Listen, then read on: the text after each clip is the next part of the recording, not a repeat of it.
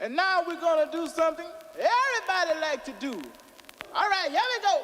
1, 2, 1, 2, 3, 4. Yo, this is Charlie Tuna from Jurassic 5. This is Mark Ray. This is Craig Charles. And you are now tuned into Joints and Jams With Shaka Loves You. with Shaka Loves You. With Shaka Loves You on Soho Radio. Listen on the slide. You gotta have tiny legs. Nah, longer fingers, I think. Yeah. I can ruin any party, mate. Just say no.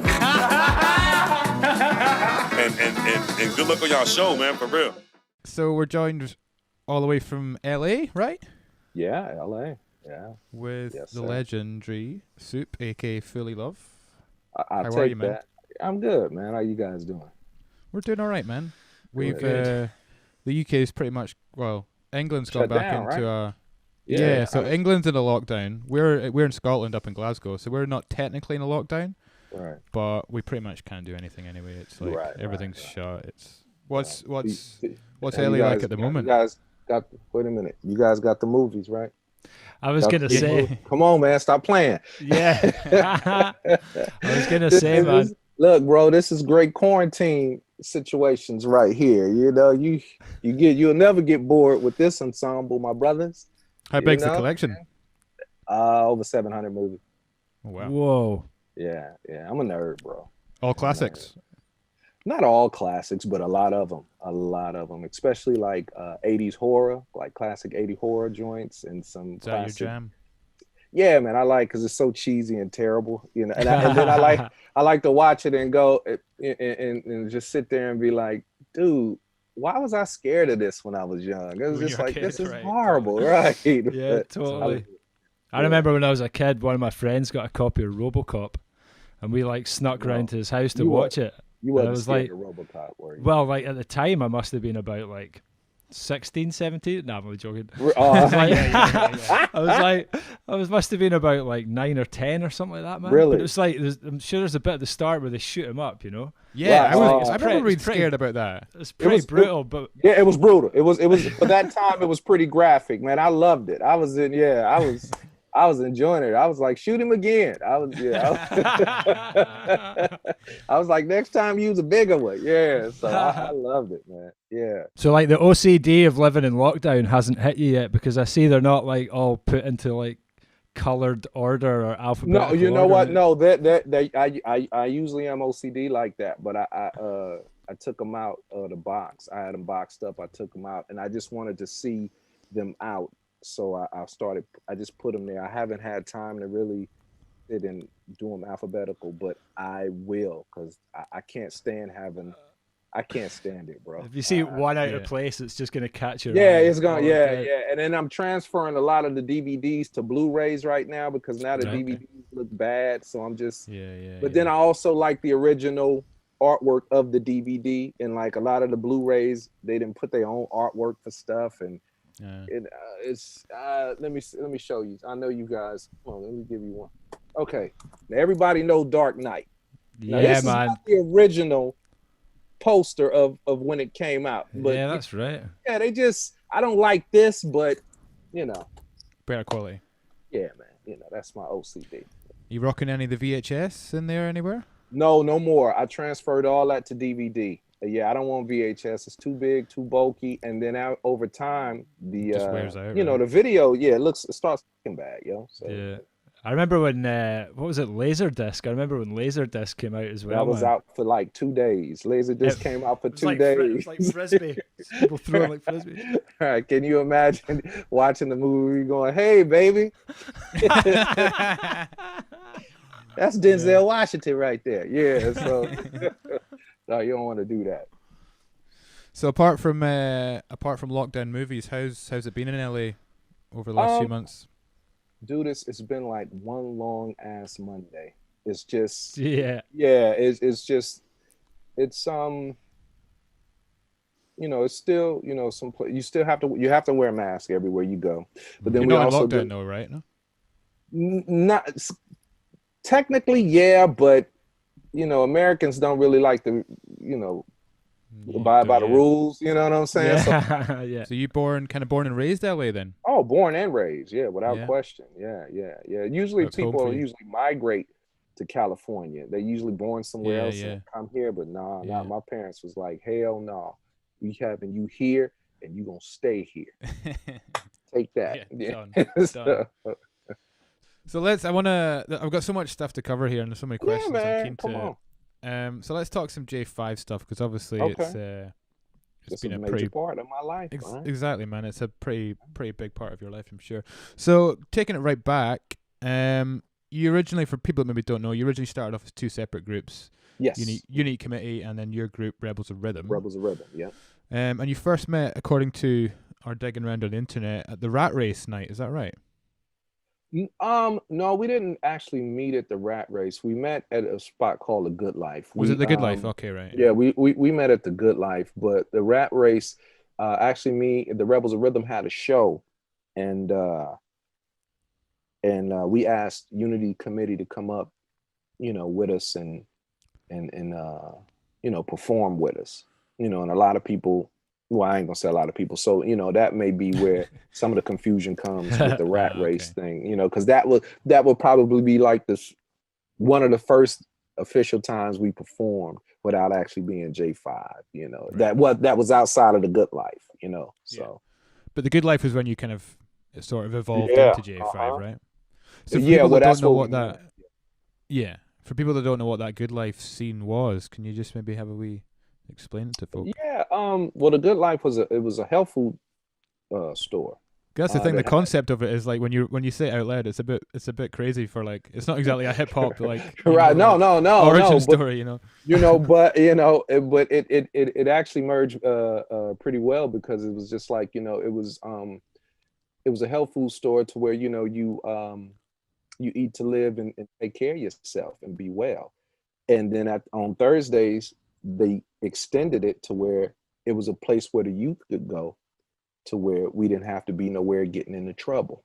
Right. Or you know what I'm saying? So so the connection was a pretty, cool connection to a health food store, and we reaching out to the community, and to get the youth involved. And around that time, back in those late 80s, early 90s, like drugs and gangs was rampant, Mm-hmm. and not saying that the people there was safe from it, but it kind of gave you an alternative. Give you focus. Yeah, man, and then once you start seeing the positive reactions coming from the people, as well as it started spreading, that made you want to actually start honing your skills even more to come there to perform, to get that love, man. So it worked out perfectly, and it was an open mic every Thursday night. You would have to sign your name on the list. If they didn't like you, they would start chanting. We would start chanting, "Please pass the mic." Pass the mic. Yeah, please pass the mic. If your shit wasn't, if your DJ skills wasn't up, Shock, y'all, we'd be like, please pass the needle. They tell you to pass the mic, and and eventually it was almost like the Apollo, where you would get booed, and so you had to come with your best stuff. And the only thing about that, the only regret about not having a Good Life is that you guys didn't get to see some of some super incredible talent that came out there, man. It was guys and girls you'll never see, but it was just really, really creative. Nobody sounded alike. And I'm talking about bundles of MCs, and nobody sounded alike. They were crews, but within the crew, they had their own thing. And then eventually sometimes it would, you could tell crew was crew because they would, have their little niche, but just a variety of people sounding different. Yeah, that was dope. And we met, the other guys there. And at the time we were going there, I ain't gonna say we wasn't getting love, but it was a little funny because they had what's known as 5% nation, 5%. I don't know, the gods, 5%ers, and we, the brothers in Rebels of Rhythm, were like Muslim. So. Right. You know, so it was a little, you know, when we would come and say our thing, they would say they was God. We would be like, no, Allah's God, you know. So Yeah. that little tension. But Unity Committee was like, we would perform and they wouldn't diss. We didn't get to pass the mic. They didn't tell us to pass the mic. But you know, they gave us a little love, but Unity Committee really came and was like, no, man, we really like y'all style, man. And so we kind of just really connected with them and started bonding with them. Yeah. We had Charlie on the show, and we were asking him about the good life, and he was just going back to the pass the mic thing. He was, I think, brutal was the word he used. If you got, it was no, it wasn't. If you got no, the pass the mic, man, it was like, hey, listen, throwing vegetables and tomatoes at you from the corner. yeah. You could be a cute little 5-year-old kid. If your nursery rhyme was whack, we was telling you to pass the mic. We was like, give it to your big brother, homie. You got off the stage. Yeah, it was brutal. It was brutal. Yeah, but I guess a pretty like important part of your, I guess, origin and journey was that scene, man. That scene. It let you know that it was a lot of competition, that you had to keep your sword sharp. And it also gave you the opportunity to perform in front of people, to also get that vibe, you know, get that kind of experience out, you know, to where you could, you know, how to hold the mic, how to react, how to, you know, so it was real dope, man. It was, and you can get you a shot of wheatgrass. You know, what more do you want as a rapper? Yeah, you could diss somebody and be like, "Hold on, homie, F you." Like your mother. It was like, "Well, hold on, let me get healthy." You know. What was the setup of the night? Was it like? Sorry, on you go, Jamie. No, fire on. No, I was just curious as to like what the setup of that night was. Was it like a battle between? No, it wasn't like a battle. groups, or was it? No, it wasn't a battle, but you definitely. It was competitive, and you just wanted to have your peers like feel what you was doing. Yeah, you had to get the room going. Yeah, you had, you know, so my thing is that like you had all these groups there, and it's just like, and then whoever was dope that night, you would hear about it. And then the next week they looking for you. Yeah. And if you know what I'm saying? And so it's just like, yo, man, is so-and-so and them coming? It was like, yo, you should have been here last week. They did this rhyme. And then the word gets out.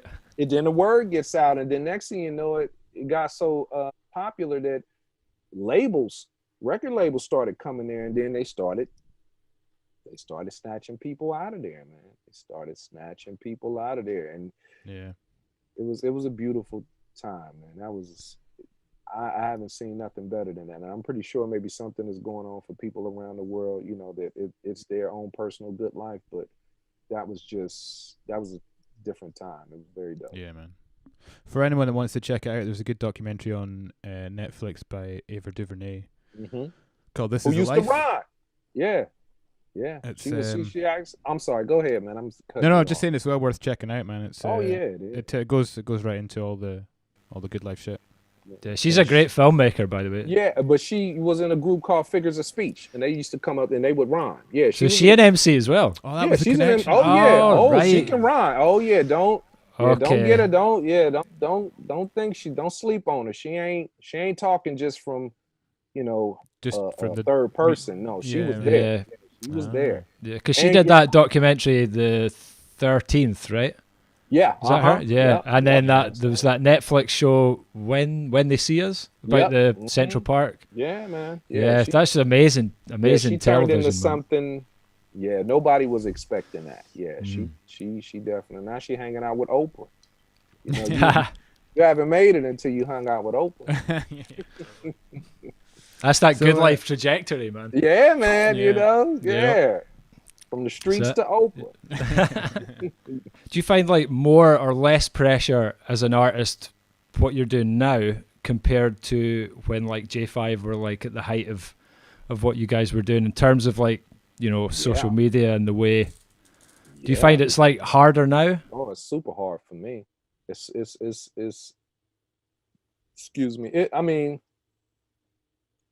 maybe it's not. Maybe it's, you know, also me putting more on it than what it really should be. But the thing is, when I was with J5, it was like 6 people.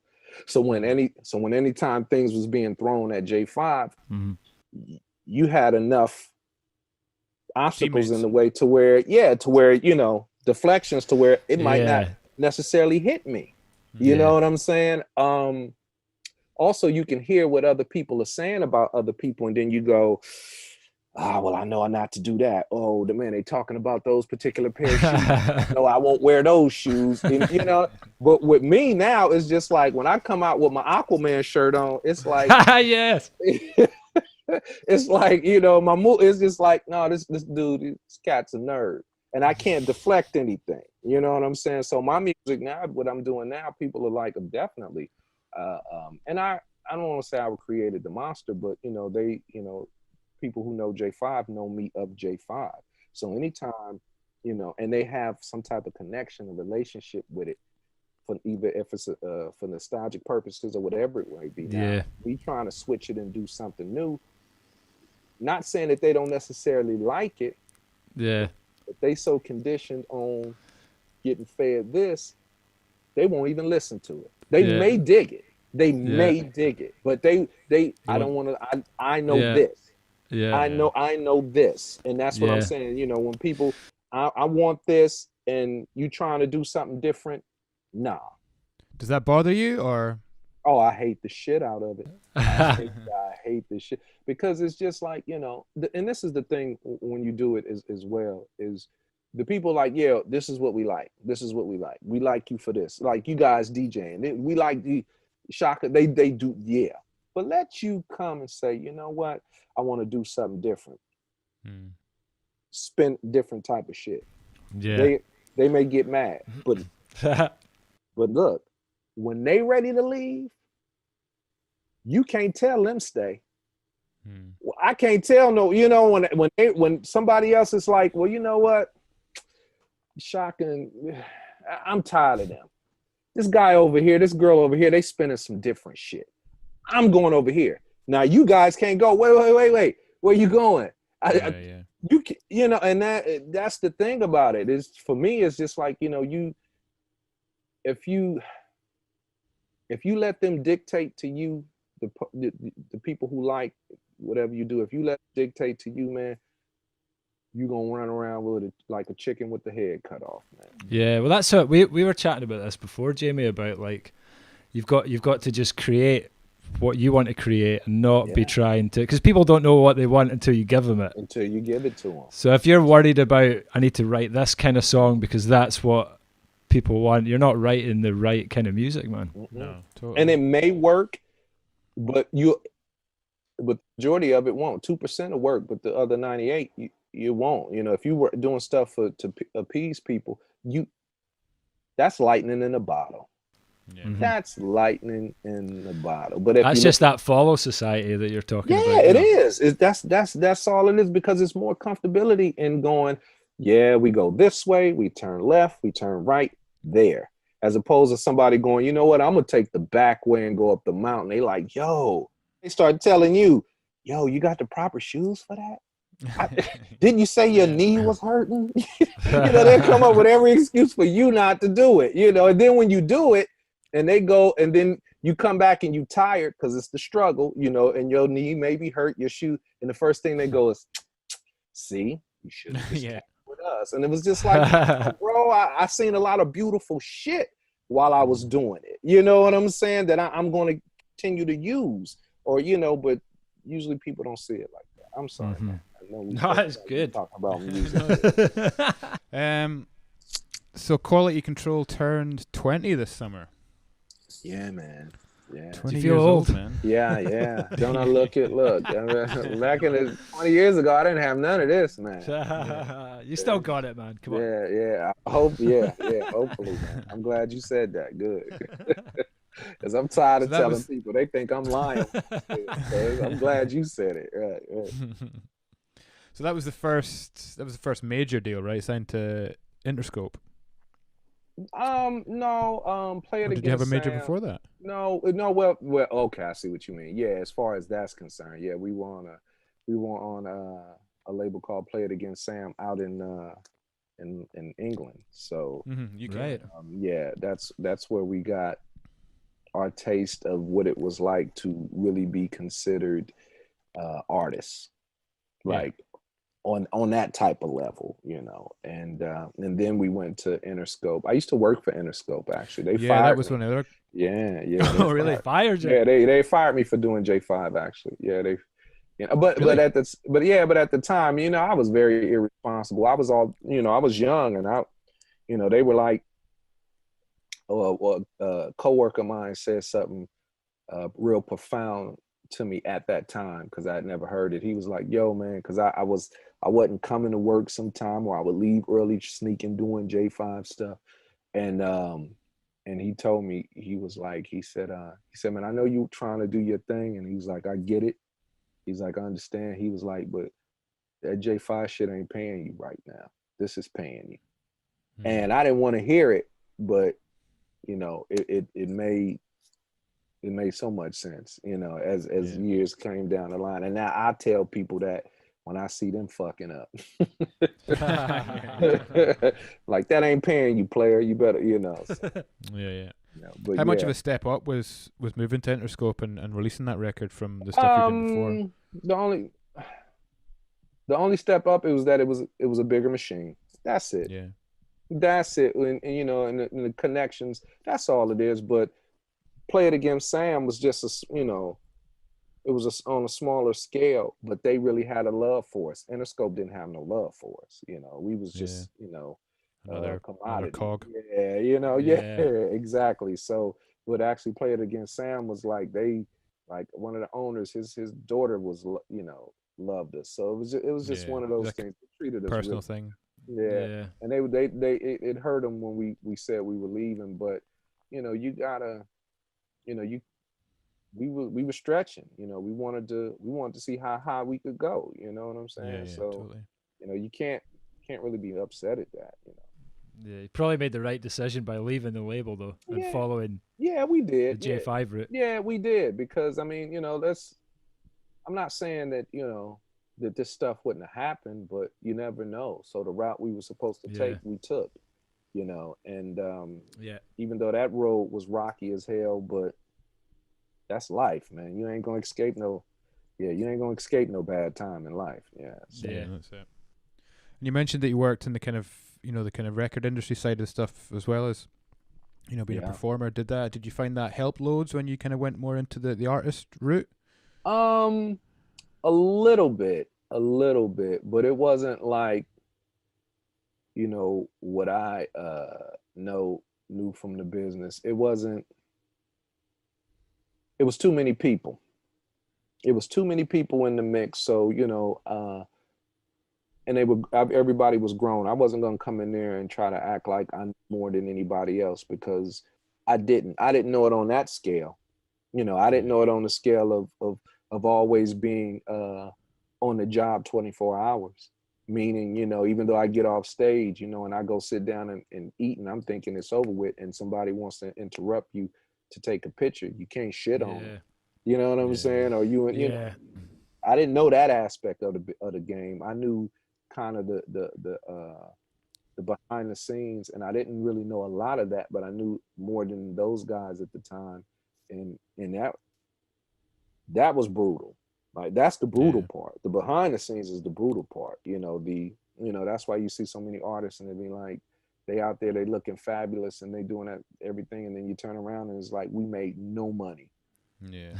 But the behind the scenes, you know what I'm saying? So it's just I know that feeling. Yeah, me too. You know? Yeah, me too. It's you know, you got more starving artists than artists that's actually eat, and that's you know, you got a ton of DJs, you know, and you may look at you guys thinking, be like, man, we definitely, it can always be better, but then you got somebody below you like, shit, I just want to get where they at.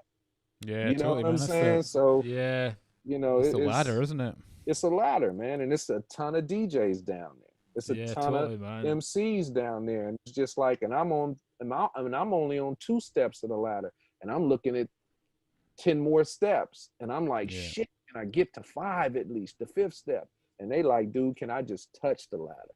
Yeah, I'm not, totally. You know what I'm saying? You know, so you know, it's one of those things. We chat about that a lot, actually. That kind of compare and despair thing. Man. Yeah. Yeah, it's horrible, man.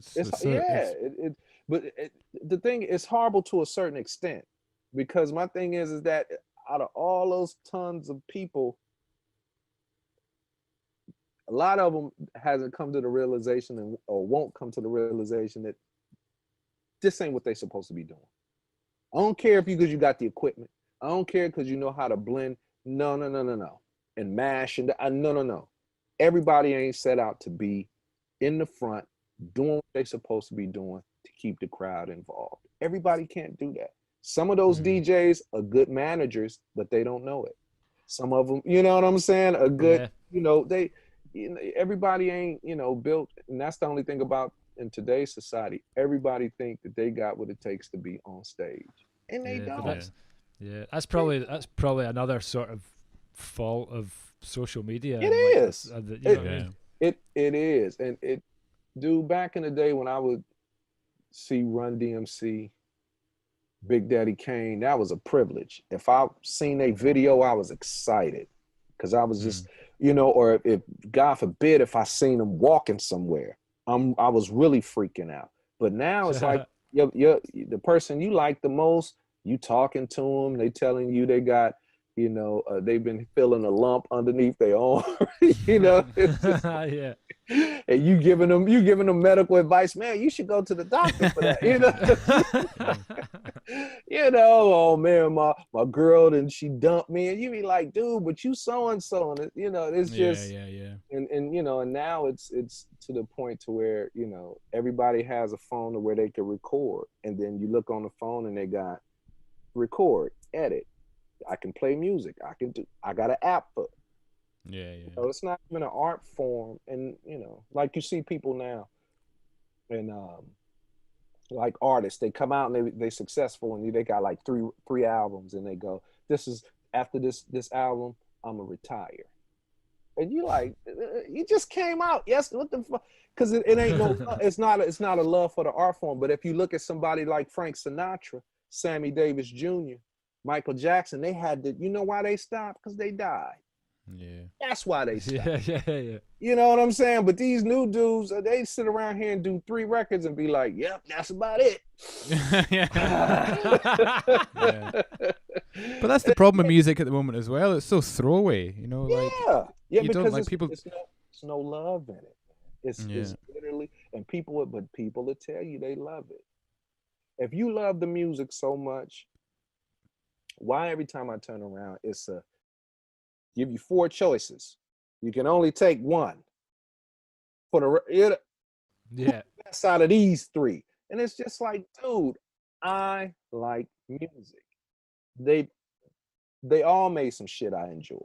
Why I gotta pick between why you gotta pick between being creative and who's the most? It's creativity, bro. It ain't no ceiling on that. It's just like I don't know. Society, man. So we were doing a bit of digging earlier on today, and we both wanted to know what you did on 36 Chambers. We're intrigued. I didn't do. I don't know. I didn't do anything. I wasn't in there with. You weren't in the booth with RZA, no? No, I wasn't in there. I wasn't in there with you guy going, I don't really like that verse. I wasn't doing it. Yeah. Expect the deck. Yeah. Come down a level, brother. You're like, pass the mic. Pass the mic. Yeah. Raekwon, please pass the mic. I wasn't doing no shit like that. I worked for Loud Records. What I was privileged to do was to be able to be involved in was seeing the Wu-Tang Clan was saying there's these guys. There's 9 of them. That's who it was at the time. It's 9. We found out there was 1,000 Wu-Tang people. At that time, it was 9 of them. And what I saw 9 dudes come in from Shaolin, Staten Island, with these weird-ass names. And when they said Wu-Tang, I was like, that shit sound weird.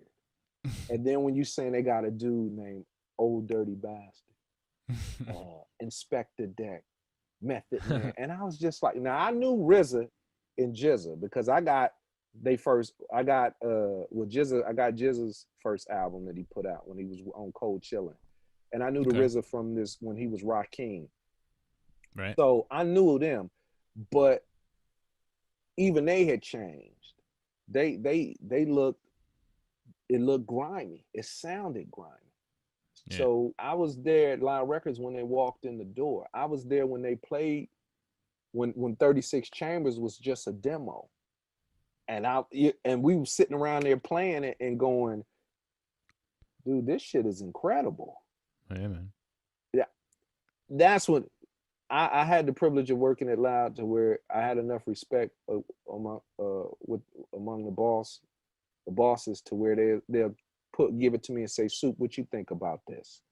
Yeah. We thinking about signing this. Listen to it. Tell me what you think.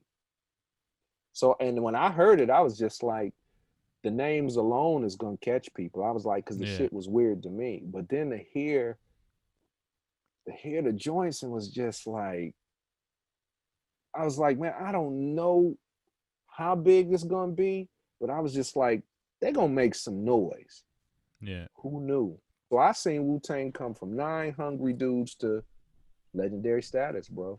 And you know, I was able to work the record behind the scenes doing college promotions and some promotions. And that's how, you know, and we did well enough to where I was rewarded a gold record, you know, and I felt good at that, man. And I feel like, you know, having a conversation outside a club with Method Man and these girls not really, he say something to them and they kind of brush him off. I remember Method Man going, he said, all right. He said, but you gonna want to holler at me when my shit go platinum. I remember him saying that, right? I was standing right next to him. He was like, all right. He was like, but you gonna want to holler at me when my shit go platinum. And I'm sitting there like, that shit went platinum. I was just like, damn. And I was like, now look at Method Man. Look at them all, man. You know, it was a it's cool to be that's a part of hip hop history there, man. It's cool to be part of it. Yeah. So have you still got the discs? Of course. Of course. I'm never giving that. Yeah. I'm not giving that up. Yeah. I would have to be gone, you know, in order for that disc to leave my hands. But as long as I'm here, the movies and that disc, they ain't going nowhere. Yeah. So let's talk Fullee Love, because I wanna mention that for the people listening. So what was the kind of idea behind starting that up? Was it just because you wanted to get back into music, or was it like an itch you needed to scratch, or what was the kind of all of that?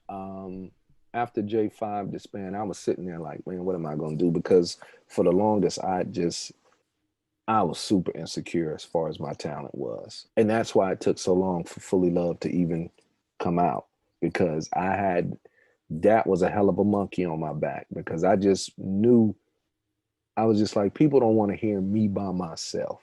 They want to hear, and it's kind of what we was talking about earlier about, you know, being what they know you for. Yeah, what they know you for. And I was just like, they don't know me for being by myself. And even though other people were doing it, and I admit, when I would hear their stuff, I was just like, I'm not really feeling it. I was just like, I'm not feeling it. I didn't think it sound anything. I didn't think it sound better than J5 shit, which I was wrong for doing, because of course it wouldn't be. In order for it to be like that, I would have had to be there. Mark 7 would have had to be there. You know what I'm saying? So I had to get out of that. And plus stepping into that realm where I'm going to, you know, people are going to say that about me, you know, and that'll be the first thing out my mouth is, you know, in order to sound like this, you know, I was going to make excuses for me. So I was just like, I have to just be, you know, upfront and honest, you know, and that was just the bitterness of me at that time coming through more than anything. So I still wanted to do music, and once I got that off my back, once I start listening to other people's stuff, and then I'm sitting there and I'm listening to it, and I'm just like, I don't like everything on here. And I'm not talking about J5, man. I'm just talking about in general now. I was just like, I don't like everything on these people records, but I was just like, but they putting it out. And And if they do give a shit, they not showing because they putting it out. And I was just like, Soup, you need to quit acting bitch made and put it out. And it was like, if they don't like it, they don't like it. But it was like, do you like it? Are you comfortable? Yeah. And then once I did that, man, that's when, and that's why I come out and do my singing and stuff. And I want to sound decent. I'm not Luther Vandross or anything. I ain't Donny Hathaway or no shit like that. But my thing, I was like, I at least want to be able to have some type of melodic tone in my voice to where whatever I'm doing, it sound good for what I'm doing. Sure. You know what I'm saying? And so, once I did that, I was just like, okay, I'm gonna run with it. And that's why I was like, I don't care. And when people say stuff to me like, yo, I got some music for you, I want you to do something, and I'm just like, yo, don't give me what you think I may like. The iller the better. I was like, give me, and I was like, and don't pigeonhole me. I was just like, don't, because some people have came and was like, yo, man, I got this beat. I want you to do the kind of verse you did on Day at the Races. Yeah. I'm already turned off. Yeah, I'm already turned off. I don't tell them, but I'm just kind of already turned off. And I remember when we did Day at the Races and Big Daddy Kane came, and when we wanted Big Daddy Kane, we wanted Big Daddy Kane to do some shit like he did with Raw, because it was more of a speed up. And Kane was like, I don't do that no more. I can do it, but that ain't what I want to do. Yeah. And I was a little disappointed, but I was just like, yeah, though. He was like, I already did that. And I was just like, makes sense, Kane. And now you know what it's I know like. exactly what he meant. I know exactly what he mean, I should say now. And so I still had the itch, but in order for me to come out and do this on my own, I couldn't come out rapping. I mean, I could, but I couldn't, because my thing is what's gonna set me apart from the guys who may be from the group who's already your favorite. Yeah. So I'll be back at square one. Yeah. I would be back at square one, because my thing is like, it's 6 of them there. I like this person, that person, and this person. So yeah, he got something out, but I already like who I like. I won't even listen to this. So I was just like, I have to do it this way. So it's like when we did Boogie, and you guys was like, I wasn't even expecting that. Then well, that's it, man. Totally, and we were like, it would just 100% worked for the track, because we just sent you the beat, not wanting you to do like a rap, but just presuming that because we'd not actually heard you sing, like properly sing. Yeah. So we just presumed that you'd send back a rap, and then obviously you sent back that, and we were like, holy shit, you got pipes. I know. I know. You can sing. Right. But it was amazing, and it totally worked for the track. And yeah, man. And because when I heard it, I was like, okay, that's just what it made me feel like. That's what it made me do. And then I remember recording it with my guy who I usually record with, and he was like, we was running through it, and it worked. I can say this now, but I know when we was running through it, and I was doing it, and I was like, it gotta sound dope, but then certain things would happen, and then I was like, I don't really like the way I sound right there, but I was like, fuck it, I'm gonna just give it to them. I don't care what they think. That's what I was like. That's fine. At least you're honest. I was like, they called me, so I was just like, so exactly. I was like, so they gonna have to do. I said, and if they don't use it, I said, it don't matter to me. I said, because I said they called me. I was like, so if they don't want to use it, they want to use it. I said, I can use these lyrics for something else. Yeah. And so but that's because I'm telling you guys, if I wouldn't have done it like that, I would have browbeat myself that whole session. Because I know me. I would have done that. I'm the same guy that don't like new pictures on on movies. Yeah. But no, I know I would have. So I had to do that. And then when I sent it off, and you guys came back and was like, oh shit. And you guys wasn't like, oh, we love it, it's great. But it was just kind of like, well, we did. We did. Yeah, we were probably trying to be cool, like on an email. Okay. Oh, so now y'all can say that. Y'all this is okay. This is okay. So let's be honest. This'll do. Yeah. Right. So and only thing I wish I could have been there and been in the video, That's what I wish. Yeah, man. wish that's what we wanted. That was the plan in the first place. Yeah. But we actually we were trying to do something. We were going to do a shindig because we both played shindig That's last right. year. Yeah. Was it last year? 2 years ago? I can't even remember. I think it was like almost 2 years, right? Crazy. But I think the timing of something was different.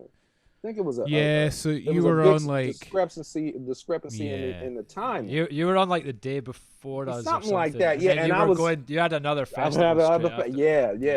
So that's what that. But yeah, I wanted to get up and perform and do that, and yeah, that's and because we were going to get you on stage. Yeah, as well, yeah. I was and at that time I was when I was over there where you guys are at, that was another hurdle I had to jump over because I was super nervous, man. I remember you being nervous when we met you because I think you were just about to go on.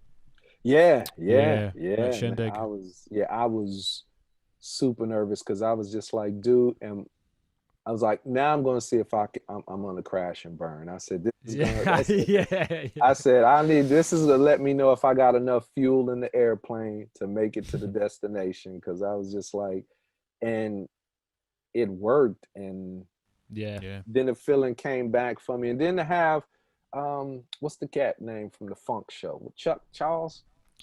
Craig Charles. Oh, Craig Charles. Yeah. For him, he's a legend. Yeah. For him to say, like, this is one of the top joints of the year for me. And we had put it out so late. Yeah. And I was like, he heard a ton of that shit, if I'm not mistaken. And I was just like, I said, maybe I do have a little talent. So, That's it, man. It must have been a big jump going from having, 5 other people around about you doing the thing and then just making the leap to being on your own. It must have been a pretty big. Yeah, well, you're so exposed though, because I guess in J5 you've kind of got the comfort of everyone around you. You do, and then you're out sort of leading this now. Yeah, and the thing is too with the J5 is that I was really only, my only job was to remember my verse. Yeah, that was really my job. Of course, doing it and being around the guys so much, I'm gonna know what you're saying too. But that was the thing. And my thing was that and the harmony. And it was just like, so I didn't always have to rhyme. So therefore my breath control was great. It was like, but with Fullee Love, it was just like, no, I have to do the verse and the chorus. Yeah. And I got to arrange, whatever, along with the band, how we going to do this and do that and what song we going to break into. And, it was a lot, but I enjoyed it. Any more plans to do stuff for Fullee Love? Yep, it's everything I can do. That's what I'm doing. I'm not. This wasn't a one-off type of thing. It was to definitely let me know if I could get it done by myself. If I could put out records by myself. If I could, do shows by myself, and I done it. And so, now I want to continue to do it. I'm not good at working for anybody. I promise. I'm telling you, Shaka, don't. We're the same. Don't employ me, bro. Don't employ, because you're going to be pissed. It's like, I don't want to work for nobody, man. And I've been doing music for over 20 plus years, man. And I'm spoiled. I love going places and like knowing people want to see me. I like going into a hotel, it's booked, and I like going to somebody else's town, city, and seeing what they got to offer. I like that. That was one of the big things for me about doing what we do, is just getting to travel and getting to experience other parts of the world. Stuff, the places you was like, man, I never thought of this place. Totally. Not this place. You know what I'm saying? And get paid to do it. It's such a lucky thing to do, man. Paid to.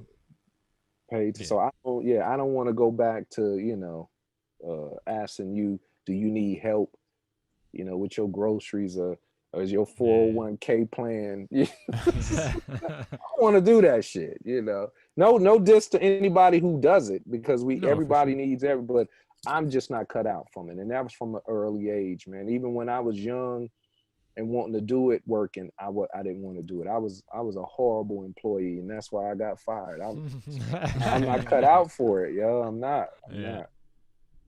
So can you clear something up for us? Yes. Are you really Biggie? Oh my God, is it? But let me tell you something. I only found out about this today. You just found out today? Only today. Wow. I had no idea this was a thing. Dude, let me tell you, it's likely they're gonna find this. They're gonna find this interview.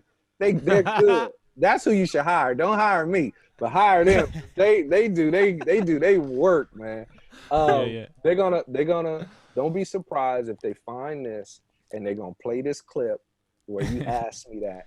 They're gonna entitle it "Fullee Love finally admits again that he's Biggie Smalls." They're gonna and then they're gonna say you guys are also part of the government plan because we're in on it. But you faking it, dude. The thing was, they came to IKEA in the J5. It was he came and said one time, how it came that people were saying he was Tupac. Now, exactly. You see how I immediately did, which I started laughing. I was just like, what? I was just like, Tupac. I was like, maybe Gary Coleman, but not. Maybe I was like, maybe Emmanuel Lewis. Maybe they thought you was Webster, Emmanuel Lewis. I was just like, but not Tupac. He was like Tupac. But his thing was, it was like people threatening him. People, really? Yeah, people saying that they family, like it was supposedly his aunt. But like Tupac's aunt was saying, like, and I'm laughing. I'm thinking this shit is just super hilarious to me. I'm just like, because I'm like, dude, you look nothing like Tupac. I was just like, I was just like, oh man, I'm not. So I'm thinking, people are like, the mental situation with people is just at an all-time high. And then he say, after he says all that, he go, but that ain't it. I was like, really? And he was like, you Biggie Smalls. He had to tell me. I was like, you bullshit. Then he go and he showed me some stuff, and I'm just like, are you? And I'm just like, how did I get to be? And then people go, man, they say, you have the best transformation of anybody. You lost all this weight. I'm fat now. I hate the way I look now. I was thin and I was thin when I was over there doing all them shows, but this quarantine got me fat again. That's a pandemic for you, man. Right, it's the pandemic weight. But it was just like they were like, you lost all this weight, but they said, but you couldn't get your eye fixed. They said you gotta, your eye is still lazy, and I'm just like, wow, really?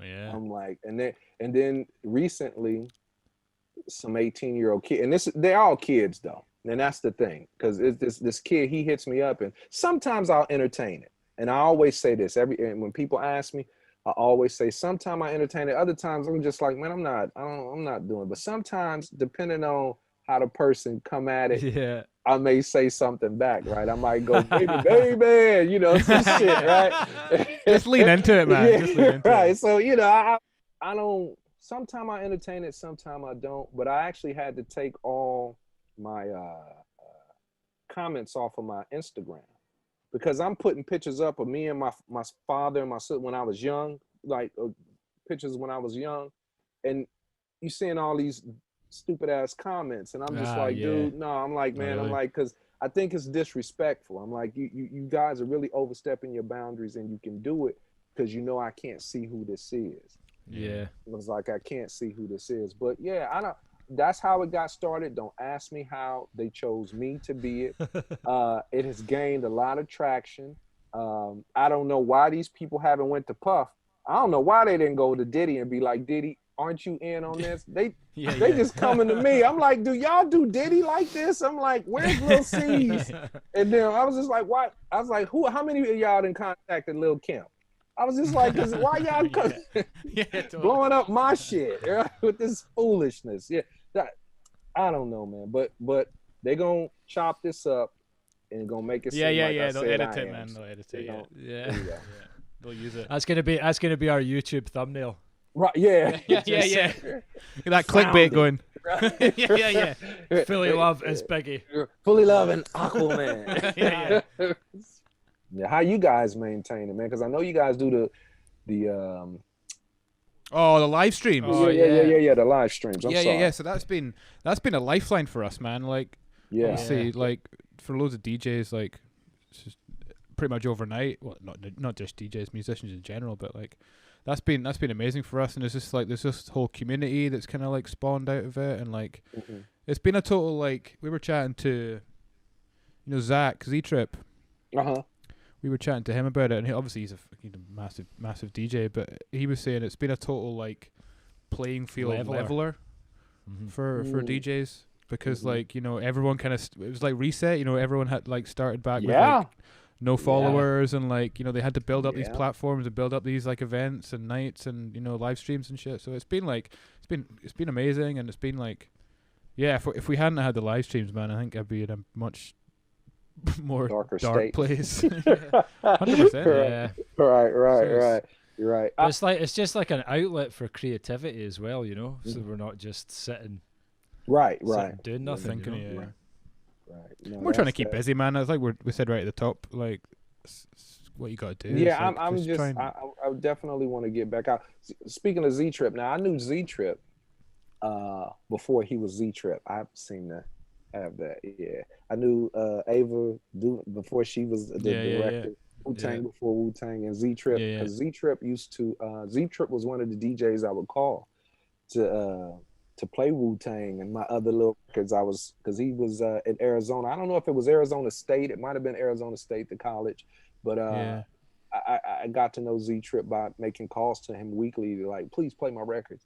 And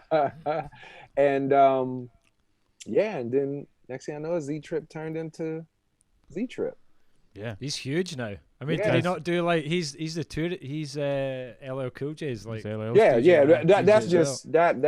But Z-Trip hit me up to be on his his debut album, Shifting Gears.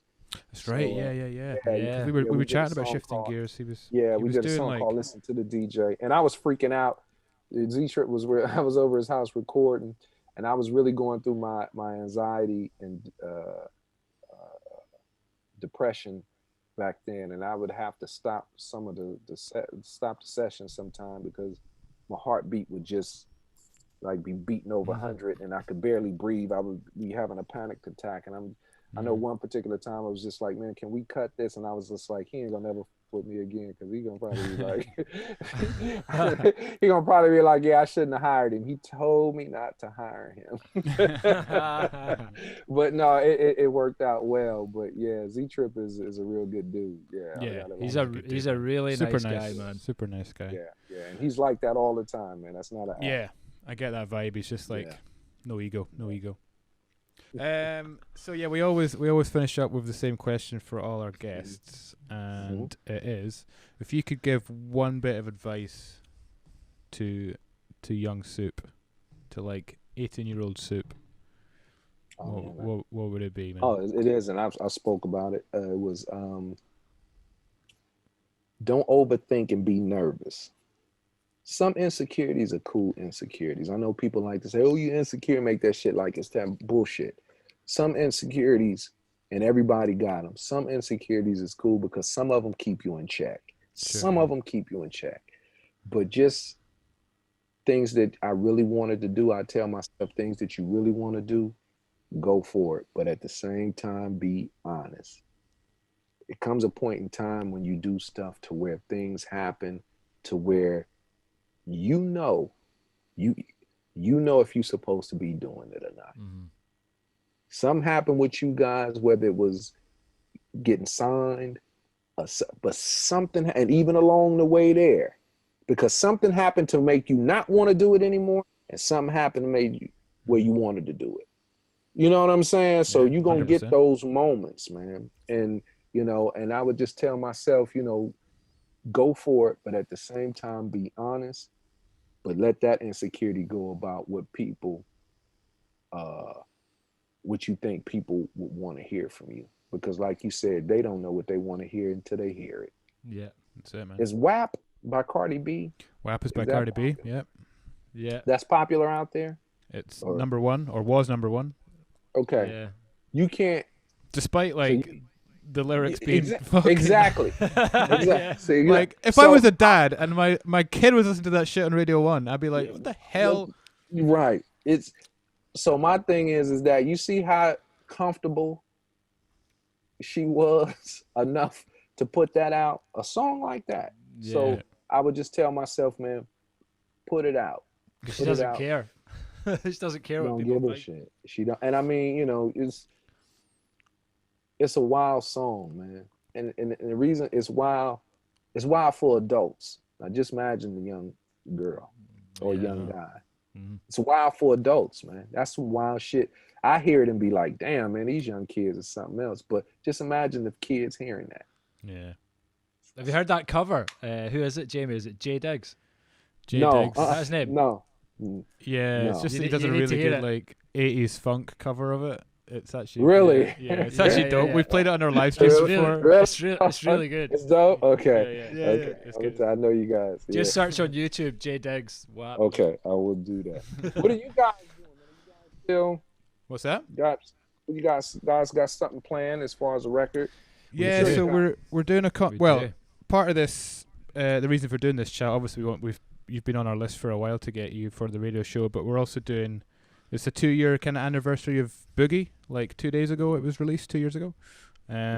So we're doing. We've done a remix of Boogie, which is going to be coming out the end of November. 27th. But that'll be with the compilation. So that's part of a compilation thing that we're putting. We actually there's a track from you on there. We should probably talk about this actually. It's Boogie, ain't it? Yeah. Yeah. No, so there's Boogie, but we've got a Fullee Love track on there as well. We've got yeah, the Denny Terrio joint. That's, that one. So that's going to be coming out with the Boogie remix on the end of this month. And then what else? I think that's we're doing just a live stream thing, man. That's like we do that every week, and that's keeping us busy, man. You know. Yeah. Are you guys doing any new stuff? Yeah, I've got basically like an album's worth of beats that I'm just now working out, like what is good and what is not, and then and then I'm gonna start firing it out to some vocalists, and that's so good. You're on the list. We've earmarked a couple for you if you're into doing something else, man. Yeah, of course, man. Yeah, I enjoyed it. The first experience was good. Yeah, I didn't go and talk bad about you guys. Like, good. It's all downhill from here now. Yeah. Yes, you guys are in Glasgow. Where you guys in Glasgow? Glasgow, yeah. Glasgow. Yeah. Let me ask this. One time we was there, it was years ago. Yeah. And do you guys still, at that time, it was known for a lot of stabbing. It was a knife crime capital of the world at one point. Europe. So how is it? Yeah. How is it? They changed the way they deal with it at the time, didn't they? Yeah. The way they dealt with knife crime, they treated it more like a social problem rather than a criminal social issue. Yeah. Really? Yeah. So they completely turned it all around.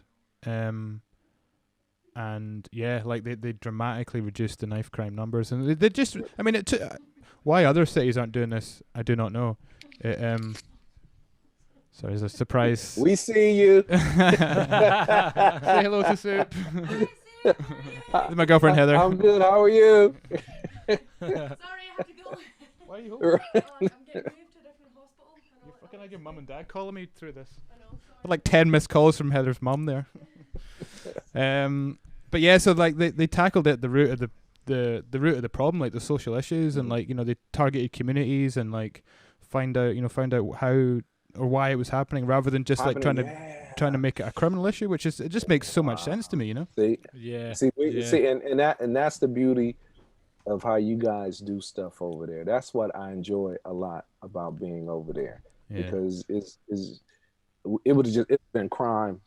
17,000 years in jail, no reforming, none of that. It's just you're a fucking a degenerate, you're a drag of a society, But The reason I asked that was because I know one time we were out there, J5, and I had one of my mini panic attacks back then. And I and I was took it to the hospital. I was like, yo, I think this is it. I was like, I think I'm dying this time for sure. I was like, because I was always talking about I was dying. I was like, no, I'm pretty sure this is the day today. I was like, fuck, I gotta be in Glasgow. But I was like, this is the day. So they take me to the I get there and I'm in a room and they, they're doing everything, hook me up to whatever the thing, EKGs and all that type of stuff. Yeah. I'm in a room and then all of a sudden, maybe about 20 minutes later, the lady comes and she told me, we think you're all right. We did the test. We think you're all right. We think you're having a panic attack. But they was like, we're going to have to move you out of this room because we got like 15 to 20 people coming in here with knife wounds. And I was just like, at the same time, it was at a club or something. It was some knife fight. Oh, really? And it was like 20 people that came in there. Do you know what year that was? Yeah, I was gonna say what. It was in 2000s, but it was in the earlier 2000s. Right. Can you remember where you were playing? Because I remember there was something happened on Sauchiehall Street, which is where the ABC was. I don't know if you'd played there before. If you guys did, you have played there because the Arches. Yeah, it was the Arches we saw you at as well. But there was a guy with a samurai sword on one of the main streets. Chopping people up. Yeah, and I remember, and she was like, I think Blade had just come out that week. Yeah, and she was like, I know you having, a semi, heart attack, but we got some cut victims that we need. And I was just like, yo, and I was like, and so as they were coming in, and I was seeing like bloody shirts and people I was just like, yo, like knifing out here is that serious, yo. I was just like. Yeah, so that's why I asked about experience at Glasgow. Yeah, it's not like it. Yeah, it does have this rep, but it's not like nowadays it's pretty. There's a really good. If you want to know, any more information on what they did, to tackle that on that issue, you should check out. I think it's on Netflix. And do you know Anthony Bourdain, the chef? Yeah. Yeah. Right. So there's a episode. I'm sure it's on Netflix or Amazon. Somewhere you'll find it, right? But it's Anthony Bourdain on Glasgow. And he goes out for dinner with the police inspector, chief inspector, detective, whoever it was that pioneered that new way of policing. Really? Yeah, and they made comparisons on the way the US deals with things and the way the UK deals with things. But you should check it out, man. It's really good. Did you watch it? 13? I watched it, yeah. Oh, 13th, yeah. Yeah, no. Did you see the difference? Yeah, totally, man, totally. It's crazy. Yes, huge. Crazy.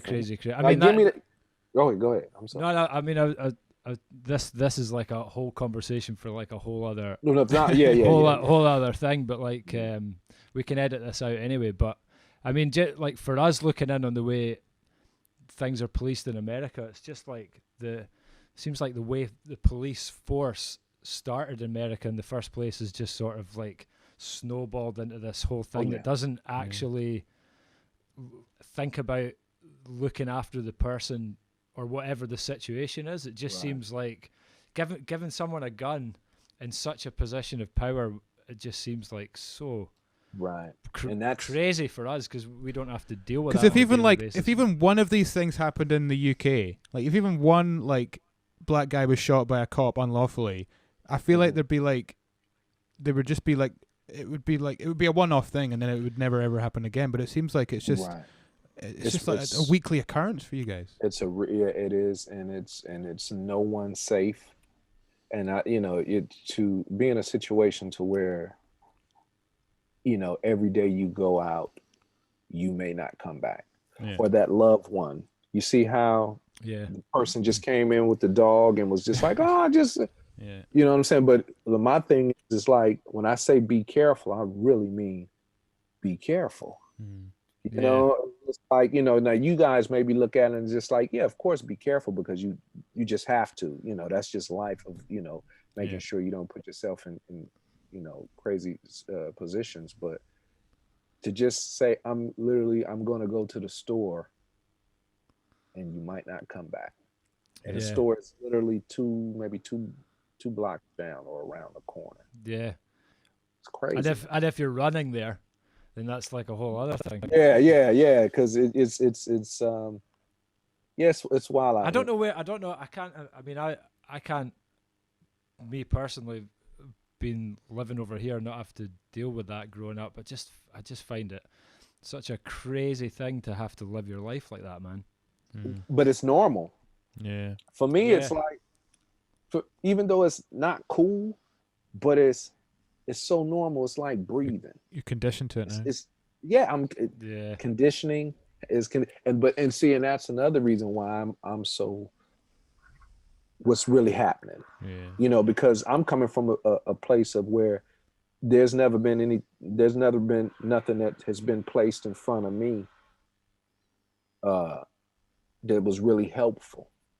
Yeah. It's never, for my being a black male, it's nothing that has been given. It's always, something's always come with a price or something, you know what I'm saying? Or something else weird, so that's just my thing. Okay, man, let's wrap it up, man. Come on. Well, listen, it's been an absolute pleasure to talk to you, man. It's been you guys too. long overdue as well. Thank you. Yeah, really thanks, appreciate it, man. Appreciate it, man, and holla at me for sure. Will do, man. If you need something, just let me know, man. Hit me. Amazing. Thank you so much, really dude. Appreciate it. Cool. Thank you, man. And y'all be safe now. Yeah, you too, man. Take it easy. Peace. Catch you soon. Cool. Yes, sir. Bye.